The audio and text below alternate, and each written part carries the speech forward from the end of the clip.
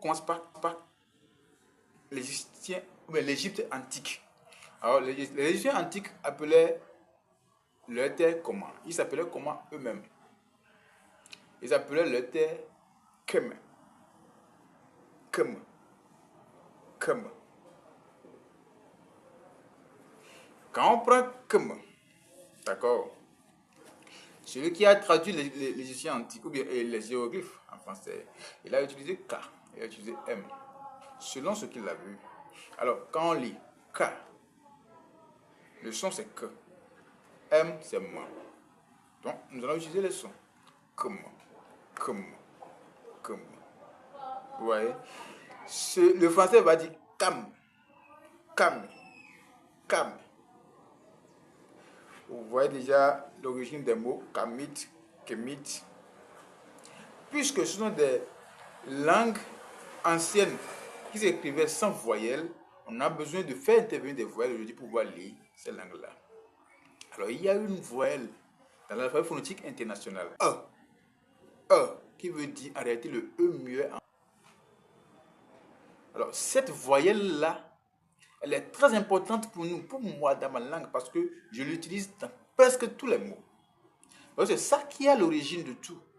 La première voyelle à utiliser pour pouvoir retracer les anciennes langues, c'est ça. C'est la voyelle, tu la places, tu as le même son, tu ne la places pas, tu as le même son. Alors, quand on prend comme, on met K, mais que. On met E. Ça donne quoi? Que. Toujours la même chose. Mais pourtant, on a rajouté une voyelle. Que. On prend M. On ajoute E. Ça donne quoi? M. Comme. C'est la même chose. Comme. Moi, dans ma langue, comme veut dire dans du sable. On est d'accord? Dans du sable. Comme. On prend kemet. On met E. Ça se lit kemet. C'est la même prononciation. Kemet. Dans ma langue, ça donne déjà kemet.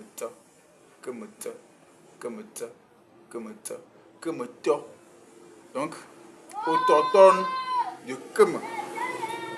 Celui qui est autochtone de Kem. Celui qui est de là. Kemeto. D'accord. Ça fait Kemt. KMT. Ça. On a vu KM, on a vu KMT. Voilà. Maintenant, Kem.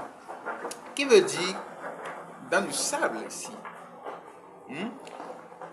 Chez nous, ici, en Wati ou bien en Bé, dans l'espace général à Djatado, pour désigner des gens d'un milieu, ou bien pour désigner un village ou un quartier, on parle de Ko.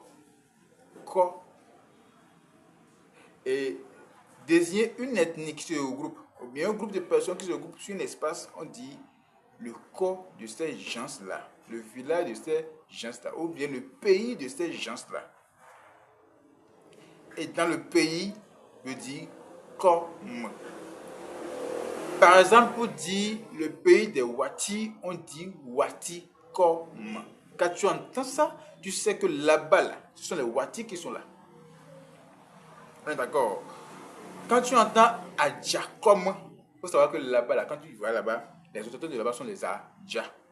Quand tu entends Plakom, les autochtones sont des plats. Fonkom, ce sont des fonds. Est-ce qu'on est d'accord? Alors, ça veut dire que de Kem, on va à Kem. Donc, Kem veut dire comment. Nos ancêtres s'identifiaient donc comme étant des gens de chez eux. Et Komto veut dire l'autochtone de ce village. Komto, l'autochtone de là. Komto, l'autochtone de là, le propriétaire de l'endroit là. On est d'accord? On vient de finir avec Kemet. Donc on comprend là que Kem veut dire donc le pays. Komet veut dire kometo, c'est-à-dire le propriétaire du pays. Maintenant, nos ancêtres s'appelaient dans leur ensemble maintenant, puisqu'ils sont nombreux, des quoi? Des Kemtiou, selon la traduction française. Kemtiou, n'est-ce pas? Kemtiou, on met E à que, à me. On met toujours E à T. Ça fait Kemtiou. On est d'accord. On enlève le E de T. Ça donne Kemtiou. Ça donne Kemtiou. En égyptien antique, on sait tous que le ou qui est à la fin là veut dire plusieurs. Ou veut dire plusieurs en égyptien antique, n'est-ce pas? En réalité, c'est wo. On est d'accord. Donc, comme Tio, ça veut dire les piliers des sables. Lorsque ça donne comme Tio, ça donne les piliers du village. Maintenant, le mot même qui désigne les autochtones du village, c'est comme Teo.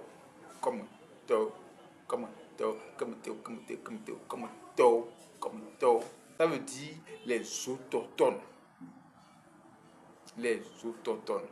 Alors, comme, puisque le français l'a prononcé kem, dans une autre langue africaine veut dire noir. Comme veut dire le village, le pays. Kem veut dire noir. Ça veut dire quoi? Ça veut dire que ceux qui sont de ce village-là sont des noirs. C'est parce que ceux qui sont de ce village-là sont des noirs que celui qui a traduit Kem a vu noir à travers ce mot. Et ce mot a été utilisé en tant que noir. Parce que ceux qui étaient à Kem étaient des noirs. Ce n'est pas fini. Si nos ancêtres ont identifié leur endroit comme étant commun, c'est-à-dire le village, et que eux-mêmes qui étaient là étaient des noirs, ça veut dire qu'ils étaient conscients qu'il y a quelque part d'autre où les gens étaient, d'accord, et ceux-là n'étaient pas noirs. Alors comment est-ce qu'ils ont désigné cela? Les hiéroglyphes nous disent qu'ils ont désigné cela comme étant Desret. Ce n'est pas Desret, parce que quand on ajoute ça donne Desret donne Desrato. Ça donne Desrato. Desrato en notre langue ici veut dire le visiteur ou l'étranger.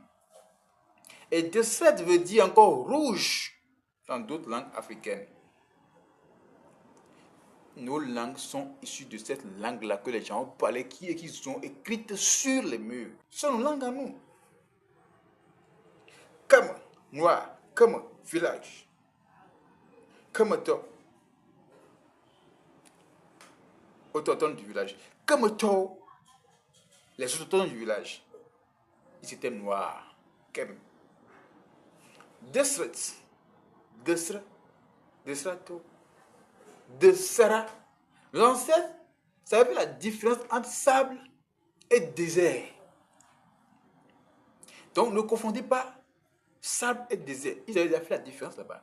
Désert chez nous s'appelle Sara. De Sara veut dire pays. Également, comme on dit chez nous, Watiodi. C'est-à-dire, nous voulons indiquer l'endroit. Nous voulons dire que là-bas, là-bas.